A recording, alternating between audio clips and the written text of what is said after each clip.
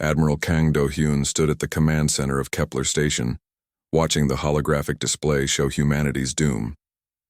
Red dots filled the space around Earth's outer colonies. Each dot was a Vorthak warship. There were thousands of them. "Sir, we're getting reports from the Fourth Fleet," said his aide. "They lost another 3 destroyers in the Centauri system." Kang nodded, but said nothing. The Fourth Fleet had started with 40 ships 3 months ago. Now they had 12 left. The same story was happening everywhere. Humanity was losing this war badly. The Vorthak had appeared from deep space 2 years ago. Nobody knew where they came from or what they wanted.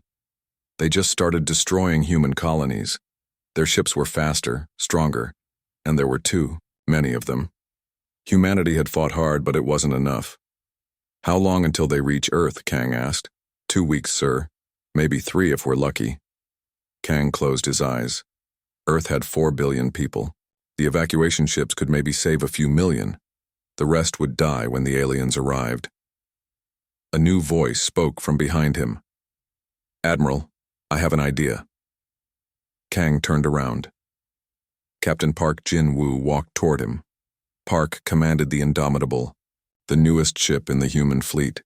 It was big, powerful, and full of experimental technology that barely worked. "Captain Park," Kang said, "I thought you were in the repair bay." "We finished the repairs last night," Park replied. "My ship is ready to fight." Kang looked at the display again. One more ship wouldn't make any difference. The Vorthak had thousands. "Captain, I appreciate your courage, but I'm not talking about a normal fight," Park interrupted. "I want to take the Indomitable deep into enemy space. Find their command center, cut off the head of the snake." The control room became quiet. Everyone was listening now. "That's suicide," Kang said. "You'd never make it back." "I know," Park said simply. "My crew knows too. We talked about it all night. We're willing to do it." Kang studied Park's face. The captain was young for his rank, only 35 years old. But he had already proven himself in battle. His crew trusted him completely. "Even if you could reach their command center, how would you destroy it?" Park smiled grimly. "The Indomitable has an experimental quantum drive. If we overload it in the right place, it creates a massive explosion, big enough to take out anything nearby, including your ship and crew." "Yes, sir." Kang walked to the window. Outside, he could see human ships preparing for battle. Most of them wouldn't survive the next few weeks. At least Park's plan gave them a chance to strike back. "How many crew on the Indomitable?" Kang asked. 2,847, sir. Nearly 3,000 people willing to die for humanity. Kang had commanded fleets for 20 years, but he had never seen courage like this. "What do you need from me?" "Just permission to launch, sir. And maybe keep the Vorthak busy while we sneak past them." Kang turned back to Park. "Tell me about your crew. Are they really ready for this?" Park nodded. "Commander Lee So-min is my first officer. She's the smartest tactical officer I've ever seen.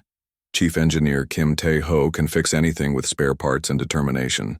Lieutenant Choi Yu-jin keeps everyone's spirits up even in the worst situations. Dr. Han Ji-sung makes sure we remember why we're fighting." "Good people," Kang said. "The best," Park agreed. "They deserve a chance to make their deaths count for something." Kang made his decision. "Very well, Captain. You have permission to launch. God help us all." Park saluted. "Thank you, sir. We won't let humanity down." 2 hours later, the Indomitable was ready to depart. The crew gathered in the main hangar bay. Park stood before them, looking at faces he had known for months or years. These people were his family now. "You all know why we're here," he began. "Earth is in danger. Our families, our friends, everyone we care about. The Vorthak think they can destroy humanity. They're wrong." The crew listened silently. In the back, Park could see Kim Tae-ho wiping his eyes. The big engineer never cried. But today was different. "We're going to find their command center," Park continued. "We're going to show them that humans don't give up. Ever. Even when the odds are impossible." Commander Lee So-min stepped forward. "Captain, the crew has something to say." Park nodded. Lee turned to face the others. "We chose this mission together. We go into the dark so others can stay in the light. We are proud to serve with all of you." The crew cheered. It wasn't a happy sound, but it was determined. These people knew they were going to die, but they were ready. An hour later, the Indomitable left Kepler Station. The ship was massive, nearly 2 kilometers long. Its hull was dark gray, covered with weapons and sensor arrays. It looked like what it was, a ship built for war. On the bridge, Park watched the stars ahead. Somewhere out there was the Vorthak Command Center. His ship would find it, no matter how long it took. "Captain," Lieutenant Choi Yu-jin reported, "Admiral Kang is sending us the latest intelligence on Vorthak fleet movements." "Put it on the main screen." The display showed a map of local space. Red enemy ships were everywhere, but there were gaps. Places where a smart captain might sneak through. "Commander Lee," Park said, "plot us a course through the outer systems. Use the asteroid fields for cover." "Yes, sir." Estimated travel time to the edge of enemy space is 48 hours. "Very good. Kim Tae-ho, how are the engines?" "The engineer's voice came through the intercom. "Running smooth, Captain. The quantum drive is stable for now." "For now?" "Well, sir, it's experimental technology. I can keep it working, but I can't promise for how long." Park nodded. Everything about this mission was a gamble. The ship, the crew, humanity's future, all of it depended on experimental technology and desperate courage. "Dr. Han," Park called to the medical bay. "How is crew morale?" "Hi, Captain. People are scared, but they're ready. They believe in what we're doing." That was good. Fear was normal. But believing in the mission, that would keep them going when things got bad. The Indomitable flew through space, leaving human territory behind. Every hour took them farther from home. Every hour brought them closer to the enemy. In his quarters that night, Park wrote in his log, "Day 1 of the mission. The crew is in good spirits. We all know we're not coming back, but somehow that makes it easier. There's no pressure to survive, only to succeed. Tomorrow we enter enemy space, God help us all." He closed the log and looked out his window. The stars looked the same as they always had, beautiful and distant and eternal. Somewhere among those stars was Earth, where billions of people were counting on them. The Indomitable flew on through the night, carrying its cargo of determined souls toward an uncertain fate. Behind them, the last human fleets prepared for their final battle. Ahead lay the vast darkness of enemy space, and whatever waited at its heart. Captain Park Jin-woo fell asleep in his chair, dreaming of home. The Indomitable had been in enemy space for 6 days now. Captain Park Jin-woo stood on the bridge, watching the darkness outside. The stealth systems made everything look strange. Stars flickered and bent as the ship's experimental technology tried to hide them from enemy sensors. "Captain," Commander Lee So-min said quietly, "we're approaching the inner systems. Vorthak activity is getting heavier." Park nodded. They had been lucky so far. The enemy ships they had seen were moving toward Earth, not looking for one human vessel sneaking the other way. "How are the stealth systems holding up?" Kim Tae-ho's voice crackled over the intercom. "Not good, sir. The quantum field generators are overheating. I'm having to shut them down for maintenance every few hours." This was the problem with experimental technology. It worked when it worked, but it broke down at the worst times. "How long can you keep them running?" "Maybe another week if we're careful. 2 weeks if we get really lucky." Park looked at the star charts. They were still days away from the heart of Vorthak space. They needed those stealth systems to survive. Lieutenant Choi Yu-jin looked up from her communication station. "Captain, I'm picking up a lot of enemy radio traffic. They're talking about something big. Can you understand what they're saying?" "Some of it. The computer has been learning their language from intercepted messages. It sounds like they're coordinating a massive fleet movement." Park walked over to her station. "Show me." Yu-jin brought up a display covered with alien symbols. Slowly, the computer translated them into human words. "Fleet Group Alpha, proceed to coordinate 7.4.12. Fleet Group Beta, maintain defensive positions around the core nexus. All units report readiness for final assault on primary target. Primary target, That meant Earth. How big are these fleet groups? Park asked. Yujin worked at her console for several minutes. Based on the number of ships checking in, sir. Fleet Group Alpha has at least 50,000 vessels. The bridge became very quiet. 50,000 ships in just one fleet group. Humanity's entire space navy had maybe 3,000 ships left. And Fleet Group Beta? Similar numbers, sir. Maybe more. Dr. Han Ji-sung's voice came from the medical bay. Captain, are you seeing this data? Yes, Doctor. What do you think? I think we need to find their command center very quickly. Earth doesn't have much time. Park looked at the star charts again. According to their intelligence, the Vorthak command center was somewhere in the Rigel system, still 5 days away, at maximum speed. Commander Lee, can we go faster without breaking stealth? Not without risking detection, sir. The faster we go, the more energy we emit. Park made his decision. Do it anyway.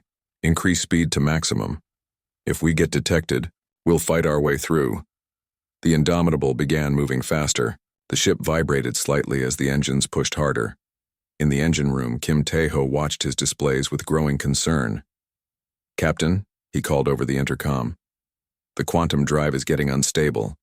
Higher speeds are putting more stress on the system. Can you hold it together?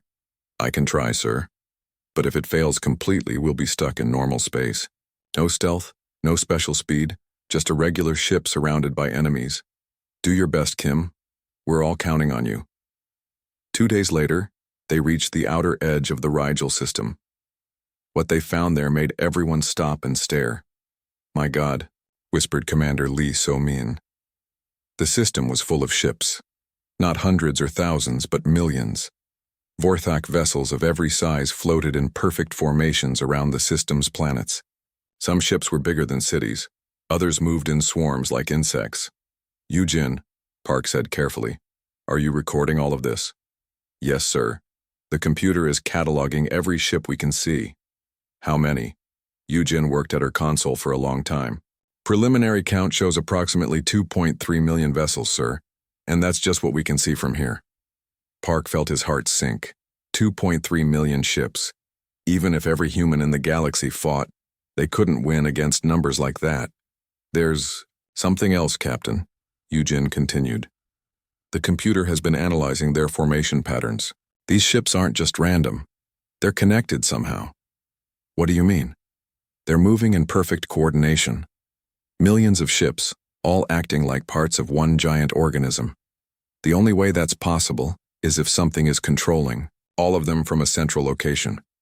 Dr. Han spoke from his station. A hive mind. One intelligence controlling millions of bodies. That's what I think too, Yujin said. And if we can find the central intelligence, we can cut the strings. Park finished. Make all those ships helpless. This changed everything. They weren't just looking for a command center anymore. They were looking for the brain that controlled the entire Vorthak fleet. Commander Lee, take us deeper into the system. We need to find that central intelligence. The Indomitable moved carefully through the outer planets. The Vorthak ships were everywhere, but they seemed focused on their preparations for attacking Earth. None of them paid attention to empty space where a human ship might be hiding. As they got closer to the system's center, the ships got bigger and stranger. Some looked like they had been grown rather than built. Others pulsed with organic lights. A few were so large they had their own gravity fields. Captain, Kim Tae-ho called from engineering. I'm detecting some kind of massive energy source near the 4th planet. It's unlike anything I've ever seen. Park looked at the displays. The 4th planet was covered with what looked like cities, but the cities moved and shifted like living things. That's it, he said quietly. That's what we're looking for. Commander, Lee So-min studied the tactical displays. Sir, there are at least 10,000 ships guarding that planet. Heavy battleships, all of them. Can we get through them? Not in a direct fight, but if we time it right, we might be able to slip past during a shift change. Park nodded. They had come this far. They couldn't stop now. Kim, how much power do we have left in the stealth systems? Maybe 6 hours at full power, sir. After that, we'll be visible to anyone looking. 6 hours. It would have to be enough. Dr. Han, I want you to prepare message pods. Record everything we've learned about the Vorthak fleet. If we don't make it back, at least Earth will know what they're facing. Already working on it, Captain. Park looked around the bridge at his crew. These people had followed him into the heart of enemy space. They had seen horrors that would give them nightmares forever. But they were still here, still fighting, still hoping they could make a difference. Yujin, send a message to all hands. Tell them we've found what we're looking for. In a few hours, we're going to try to save humanity. As the Indomitable prepared for its final approach, the crew made their last preparations. Some wrote letters they would never send. Others checked their weapons one more time. A few just sat quietly, thinking about home. Captain Park Jin-woo wrote in his log, Day 8 of the mission. We have found the enemy's central command. It's more terrible than we imagined, but also more vulnerable. If we can destroy it, we might give Earth a fighting chance. The crew is ready. I have never been prouder to serve with anyone. Outside, millions of alien ships moved in perfect formation, preparing to destroy humanity. But one small human vessel moved among them, carrying the hopes and dreams of an entire species toward an uncertain fate. The alarm started at 0300 hours. Captain Park Jin-woo ran to the bridge, still putting on his uniform. The emergency lights cast red shadows everywhere. Report, he called as he arrived. Commander Lee So-min turned from her station, her face grim. We've lost the port stealth generator, sir. Hull breach on deck 12. Emergency seals are holding, but we had to evacuate the entire section. Park looked at the damage reports scrolling across his screen. It was worse than he had feared. Casualties? 43. Crew members were in that section when it happened. They made it to the escape pods, but the pods can't leave without breaking stealth. This was the nightmare scenario. The Indomitable was deep in enemy territory, surrounded by millions of hostile ships. If they couldn't maintain stealth, they would be detected and destroyed in minutes. Kim Taeho's voice came over the intercom, tired and strained. Captain, I'm looking at the damage now. The stealth generator overloaded and exploded. It took out 3 decks of hull plating. Can you fix it? Not really, sir. I can patch the hole and restore some stealth capability, but we're running on half power now. The remaining generators are working overtime to compensate. Park closed his eyes. Half stealth power meant they were much easier to detect, but it also meant the remaining generators would burn out even faster. How long do we have? Maybe 12 hours before the other generators fail completely. 12 hours. Park looked at the navigation display. They were still 8 hours away from the central planet where the alien command intelligence was located. Doctor, Han Ji-sung entered the bridge carrying a medical report. Captain, I need to talk to you about the crew. What about them? The constant stress is wearing them down. People are getting sick, making mistakes. We've had 3 minor accidents in the past 6 hours because crew members were too tired to think clearly. Park nodded. He had seen it himself. The crew of the Indomitable had been living on emergency rations and 3 hours of sleep for over a week. They were pushing beyond human limits. What do you recommend, Doctor? We need to reduce the crew to essential personnel only. Put everyone else in cryosleep. It will save oxygen and reduce the strain on life support systems. How many people are we talking about? Dr. Han consulted his tablet. I estimate we need about 200 people awake to run the ship and complete the mission. The other 2,647 could go into cryosleep. Commander Lee looked up from her station. Captain, we're detecting increased Vorthak patrol activity. I think they know something is wrong. Park walked to the main display. It showed dozens of enemy ships moving in search patterns around their area of space. They can't see us directly, Lee continued, but our stealth system is creating quantum distortions. The Vorthak sensors might be picking up the anomalies. Lieutenant Choi Yu-jin had been quietly monitoring enemy communications. Now she spoke up. Captain, I'm hearing radio chatter about ghost contacts and phantom readings. The Vorthak know. Something is in their space, but they can't figure out what. This was actually good news. The aliens knew something was there, but they didn't know it was a human ship. Yu-jin, what are they saying exactly? She consulted her translation notes. The local commanders are reporting strange sensor readings that appear and disappear. Some ships are investigating, but they're not finding anything.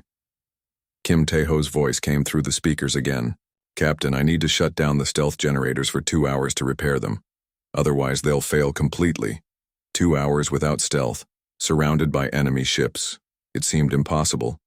Kim, is there any other way? Not unless we want to lose stealth permanently, sir." Park made the hardest decision of his military career. "Do it. But first, Dr. Han, begin the cryo-sleep procedures immediately. Get as many people as possible into the sleep pods." The next few hours were chaos. Throughout the ship, crew members said goodbye to friends they might never see again. Some volunteered to stay awake. Others volunteered to sleep. Nobody wanted to abandon their duties, but everyone understood the situation. Dr. Han worked tirelessly, moving people into the cryo-sleep chambers. The pods lined the walls of several decks, each one holding a sleeping human being. The ship became quieter as more and more crew members went to sleep. Park watched the process from the bridge. It felt like watching his family die, even though he knew they were just sleeping. "Captain," Commander Lee said softly, "the volunteers to stay awake have been chosen. We have 197 people remaining on active duty." "Good. Make sure Kim Taeho and his essential engineers are awake. We'll need them for the final assault."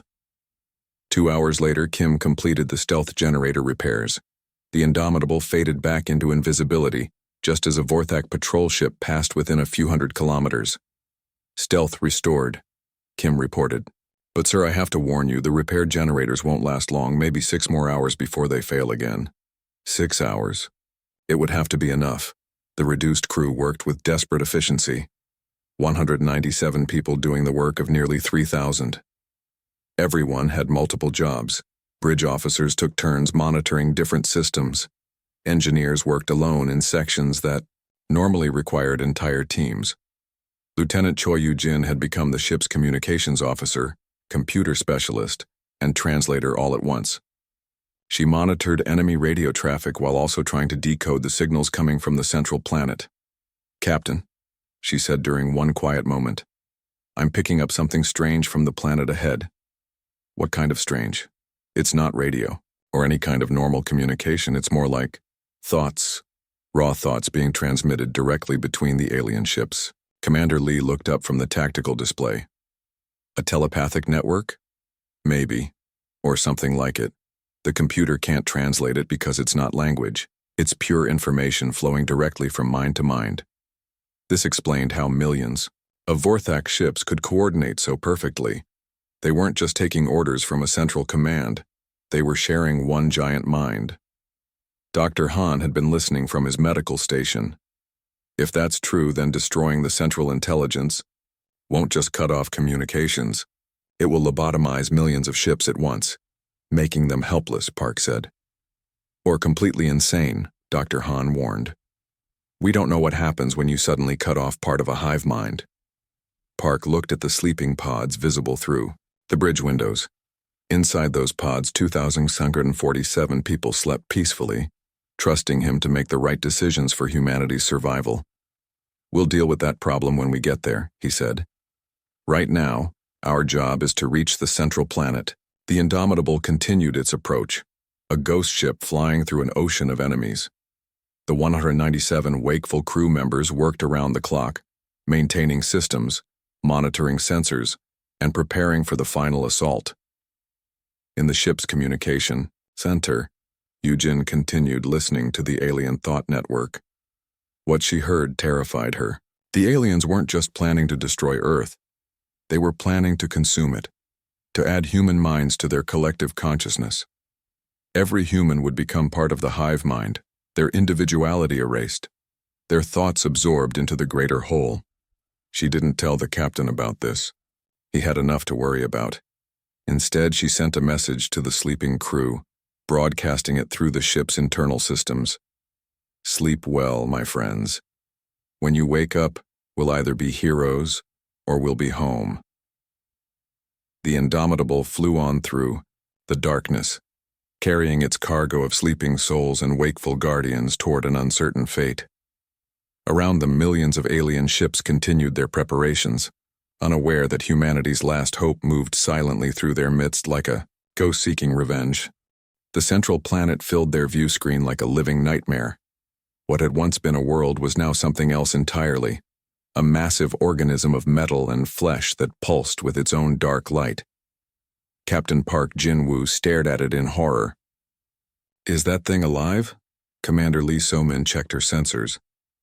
"Biomechanical readings are off the charts, sir. It's not just a planet anymore. It's been converted into some kind of enormous brain." The surface crawled with structures that looked more grown than built.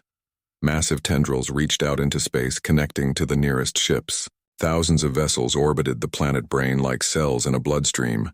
Lieutenant Choi Yoo-jin was monitoring the thought network traffic. "Captain, the mental activity from that thing is incredible. It's processing information from millions of ships simultaneously. How do we destroy something like that?" Park asked. Kim Tae-ho's voice came over the intercom. "The quantum implosion device should work, sir. But we'll need to get much closer. We're talking about a planet-sized target." Park studied the tactical display. The planet brain was surrounded by defensive fleets arranged in perfect formations. Each ring of ships was bigger and more dangerous than anything humanity had ever built. "Commander Lee, can you find us a way through their defenses?"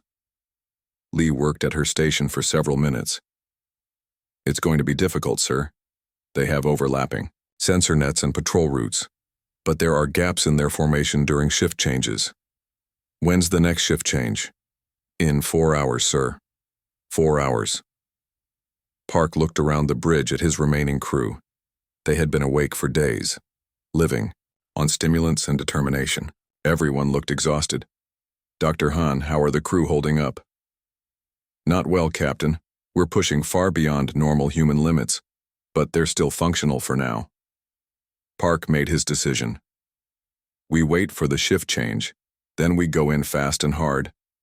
The next 4 hours felt like days. The crew made final preparations while the Indomitable drifted silently in the shadow of a dead moon. Kim Tae-ho worked on the quantum implosion device, making sure it would detonate properly when the time came. "It's ready, Captain," he finally reported. "When we trigger it, the explosion will be visible from several star systems away." "How long do we have once we start the countdown?" 10 minutes, sir. After that, nothing can stop it. 10 minutes to get close to the planet brain, fight through its defenses, and deliver humanity's final blow." Dr. Han had been preparing something else. "Captain, I've recorded final messages from all the crew members. Their last words for families back home. I'm putting them in a message probe we can launch before the final attack." Park nodded. It was important that people back on Earth knew what had happened here. "Yoo-jin, has the enemy detected us yet?" "No, sir, but our stealth systems are failing. Kim estimates we have maybe 2 more hours before we're completely visible. 2 hours to complete their mission and save humanity. It would have to be enough." The shift change began exactly when Commander Lee had predicted. Thousands of ships moved away from their posts while others took their places. For exactly 17 minutes there would be gaps in the defensive formation. "This is it," Park announced to the ship. "All hands to battle stations. Wake up the sleeping crew." Throughout the Indomitable, cryo-sleep pods began opening. Groggy crew members stumbled to their posts, still half asleep, but ready to fight. For minutes, the ship went from 197 active crew to its full complement of 2,147. "Stealth systems off," Park ordered. "All power to engines and weapons. Take us in." The Indomitable burst from the shadow of the moon like an avenging angel. Its massive engines blazed with blue fire as it accelerated toward the planet brain at maximum speed. For a few precious seconds, the Vorthak didn't react.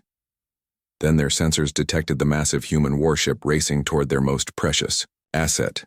"Enemy ships turning to intercept," Commander Lee reported. "Multiple heavy battleships moving to block our approach. Return fire. Clear us a path." The Indomitable's weapons opened up with devastating effect. Human technology might be inferior in some ways, but this ship had been built to fight. Particle beams and missile salvos tore through the first wave of enemy vessels. "Direct hit on enemy battleship," Lee called out. "It's breaking apart." But more ships were coming. Hundreds of them, converging from all directions. The next few minutes were chaos. The Indomitable fought like a cornered animal, using its superior firepower to smash through the enemy formations, but it was taking damage too. Hull breaches appeared across multiple decks. The ship shuddered under enemy fire. "Engineering to bridge," Kim Tae-ho called. "We've lost the port engine array. I'm trying to compensate, but our speed is dropping." "How much farther to the target?" Park demanded. 200,000 kilometers, sir," Lee replied. "But we're not going to make it at this rate." Park watched the tactical display. Enemy ships surrounded them on all sides. The Indomitable was still fighting, but it couldn't last much longer. "Kim, can you trigger the implosion device from here?" "The blast radius won't reach the planet from this distance, sir. We need to get closer." A new voice spoke up. It was Chief Petty Officer Nam Ho-jin from the Weapons Department. "Captain, what if we use our missiles as a delivery system?" "Explain." "We mount the implosion device on our biggest missile, fire it directly at the planet. Even if the ship doesn't make it, the weapon will." Park considered this. It was risky. If the missile was destroyed in flight, the mission would fail. "Kim, can you modify the device for missile delivery?" "Give me 5 minutes, sir." "We don't have 5 minutes, Commander," Lee warned. "Enemy ships are closing in." "Then buy me 5 minutes," Park ordered. "All weapons continuous fire, keep them back." The Indomitable became a blazing beacon of destruction in the darkness of space. Its weapons fired in all directions, keeping the enemy ships at bay while Kim worked desperately in the engineering section. Crew members were dying. The medical bay filled with wounded. Dr. Han worked tirelessly, saving who he could, comforting those he couldn't. 4 minutes, Kim called. An enemy battleship broke through their defensive fire and scored a direct hit on the bridge. Half the control stations exploded in showers of sparks. Commander Lee was thrown across the room, blood streaming from a head wound. "Lee," Park called. "I'm okay, sir," she said, pulling herself back to her station. "Weapons control is still online." 3 minutes, Kim reported. More enemy ships arrived. The space around the Indomitable filled with hostile vessels. They were taking heavy fire from all sides now. Lieutenant Yu Jin was still at her communication station, monitoring the alien thought network. "Captain, they're terrified. The hive mind is in panic. They never expected anyone to get this close to their central brain." "Good," Park said grimly. "Let them be afraid." 2 minutes, Kim called. The ship shook under a massive impact. Emergency lights flickered throughout the bridge. "Hull breach on deck 7, someone reported. "Emergency seals are failing." 1 minute, Kim said. Park looked around the bridge at his crew. These people had followed him into the heart of enemy space. They had fought impossible odds and never given up hope. Now they were about to complete the most important mission in human history. "Kim, launch the missile as soon as it's ready." 30 seconds, sir." The Indomitable was dying around them. Systems failed throughout the ship, but the crew kept fighting, kept hoping, kept believing in their mission. "Missile ready," Kim announced. "Launching now." Through the chaos of battle, a single missile streaked away from the Indomitable toward the planet brain. It was humanity's last hope, carrying their final weapon toward the heart of the alien hive mind. "Missile away," Park announced to the ship. "All hands prepare for quantum implosion in 10 minutes. Around them, the battle continued. But now it didn't matter if the ship survived. The weapon was away, carrying humanity's vengeance toward its target. 10 minutes to save the human race. The missile streaked through space toward the planet brain, but something was wrong. Enemy ships were moving to intercept it. "Captain," Commander Lee So-min called out, "4THAC interceptors are closing on our missile. They're going to try to destroy it before it reaches the target." Park watched the tactical display with growing desperation. The missile was fast, but the enemy ships were faster. "Can we clear them a path?" "We're too far away, sir, and we're taking too much damage to maneuver." The Indomitable was indeed dying. Explosions rocked the ship every few seconds. Hull breaches appeared faster than the crew could seal them. Entire sections were losing atmosphere. Kim Tae-ho's voice came over the failing intercom system. "Captain, I'm reading massive structural damage throughout the ship. We're holding together by willpower. Alone. Park looked around the bridge. Half the stations were dark. Smoke filled the air. Commander Lee had bandages around her head, but she was still working. Lieutenant Yujin's communication station sparked and flickered, but she kept monitoring enemy transmissions. Yujin, what are the aliens saying about our missile? She listened to her damaged equipment. They're calling it a death seed, sir. The hive mind is ordering every available ship to stop it. Through the view screen, Park could see hundreds of enemy vessels changing course to intercept their weapon. It was humanity's last hope, racing against time and impossible odds. Time to impact? Park asked. 7 minutes, sir, Lee replied. But the interceptors will reach it in 4. Dr. Han Ji-sung's voice came from the medical bay. Captain, we're losing people fast. The crew is fighting bravely, but the ship can't take much more damage. Park made a desperate decision. All remaining power to engines. We're going after our own missile. Sir? Lee looked confused. If we can't clear the path with weapons, we'll clear it with the ship itself. Ram the interceptors. The idea was insane. The Indomitable was barely holding together. Using it as a battering ram would certainly destroy it. But it might also clear the way for their missile to reach its target. Kim's voice crackled through the damaged speakers. Captain, I can give you one more burst of full power. After that, the engines will fail completely. Do it. The dying ship surged forward with its last reserves of energy. Park felt the deck plates vibrating under his feet as the massive vessel accelerated toward the enemy interceptors. All hands, Park announced throughout the ship. This is our final charge. We're going to clear the path for our weapon.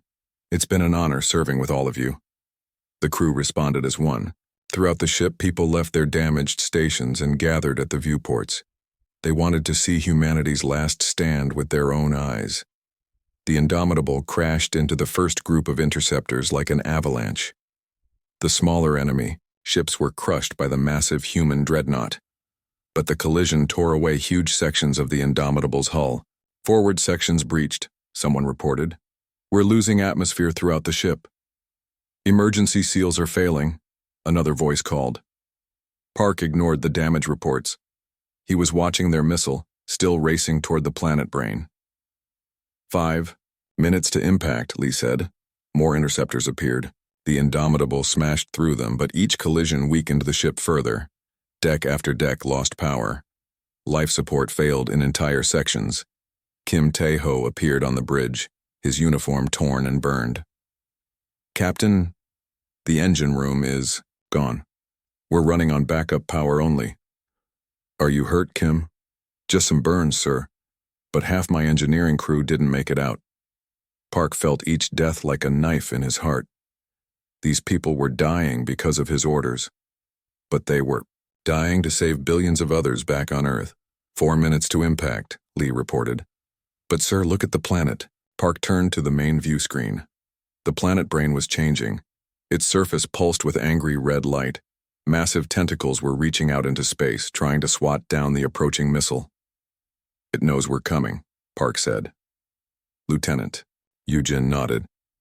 The hive mind is fully focused on our weapon now, sir. It's pulling ships from across the entire system to stop it.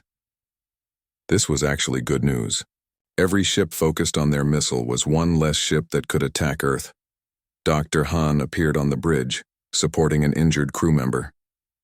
Captain, I need to tell you something. The crew asked me to record a final message. What kind of message? For Earth. For everyone back home. They want them to know that we chose this. We're proud to be here. Park nodded. Record it, Doctor. Han activated a portable recorder. This is Dr. Han Ji-sung, Chief Medical Officer of the UES Indomitable. We are deep in enemy space completing our mission. The crew wants everyone on Earth to know that we came here willingly. We're not victims. We're soldiers, fighting for everyone we love. He paused, then continued. Captain Park Jin-woo has led us with honor. Commander Lee So-min has fought with incredible courage. Chief Engineer Kim Tae-ho has worked miracles to keep this ship running. Lieutenant Choi Yu-jin has been the voice that kept us connected to each other and to home. Other crew members gathered around the recorder, adding their voices. Tell my family I love them. Tell Earth we did our duty. Don't mourn for us. Celebrate what we accomplished. 3 minutes to impact, Commander Lee announced. The planet brain was fighting back with everything it had. Massive energy beams lanced out from its surface, trying to destroy the incoming missile. But the weapon was too small and fast to hit. Easily. 2 more interceptor groups approaching our missile, Lee reported. Can we stop them? Not from here, sir. We're too damaged to maneuver. Park watched helplessly as enemy ships closed in on humanity's last hope. The missile was so close to its target, but it might not make it. Then something unexpected happened. Throughout the enemy fleet, ships began behaving strangely. Some stopped moving entirely. Others started firing randomly in all directions. What's happening? Park asked. Yu-jin checked her instruments. The hive mind is having some kind of breakdown, sir. The planet brain is so focused on our missile that it's losing control of the distant ships. This was their chance. The interceptors closest to the missile were still functioning, but they were confused and uncoordinated. 2 minutes to impact. The Indomitable was falling apart around them. The bridge had lost half its life support. People were having trouble, breathing in the thin air, but they stayed at their posts watching their weapon race toward its target. 1 minute to impact. The missile was almost there. Park could see it on the long-range sensors, a tiny spark of light carrying humanity's hopes toward the pulsing mass of the planet brain. Enemy ships made desperate attempts to intercept it, but they were too late. The weapon was moving too fast and they were too disorganized. 30 seconds. Park looked around the bridge one last time. These people had followed him to the end of the universe. They had fought impossible odds and never lost hope. 10 seconds, Commander Lee announced. The planet brain seemed to sense its doom. Its surface convulsed with desperate energy. Tentacles lashed out wildly. The red glow became blinding. 5, 4, 3, 2, 1. The missile struck the planet brain's surface and immediately began the quantum implosion sequence. For a moment, nothing seemed to happen. Then the planet began to collapse in on itself. Impact successful, Lee shouted. The implosion has begun. Throughout the enemy fleet, millions of ships suddenly stopped moving. Cut off from their controlling intelligence, they drifted helplessly in space. But the Indomitable was still too close to the implosion. The gravity waves were pulling them toward the collapsing planet. Kim, Park called, can we get clear? Kim checked his readings. No, sir. We're caught in the gravity field. We're going down with it. Park nodded calmly. They had succeeded. The hive mind was destroyed. Earth was safe. It didn't matter what happened to them now. All hands, he announced. We did it. The mission is complete. Earth is safe. The crew cheered, even as their ship was pulled toward destruction. They had won the most important victory in human history. The gravity waves from the collapsing planet brain grew stronger every second. The Indomitable groaned and twisted as impossible forces pulled at its damaged hull. Captain Park Jin-woo held onto his command chair as the bridge shook violently around him. Hull integrity failing throughout the ship, Commander Lee So-min reported, her voice calm despite their situation. We have maybe 5 minutes before the ship breaks apart completely. Park looked at his crew. These brave people had followed him into the heart of enemy space. They had fought against impossible odds and won. Now they faced their final moments together. Kim, Park called to engineering. Status report. Kim Tae-ho's voice came through the failing communication system. The quantum implosion is expanding, faster than predicted, Captain. It's not just destroying the planet brain, it's creating a chain reaction throughout the entire system.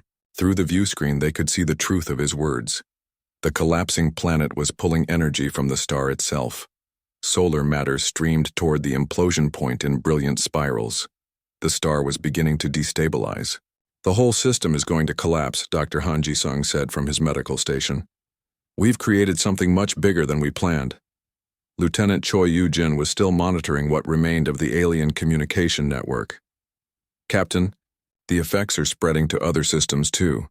Ships throughout the galaxy are losing connection to the hive mind. They're just floating in space, completely helpless. This was better than they had hoped. Not only was Earth safe, but every human colony that had been under attack was now free.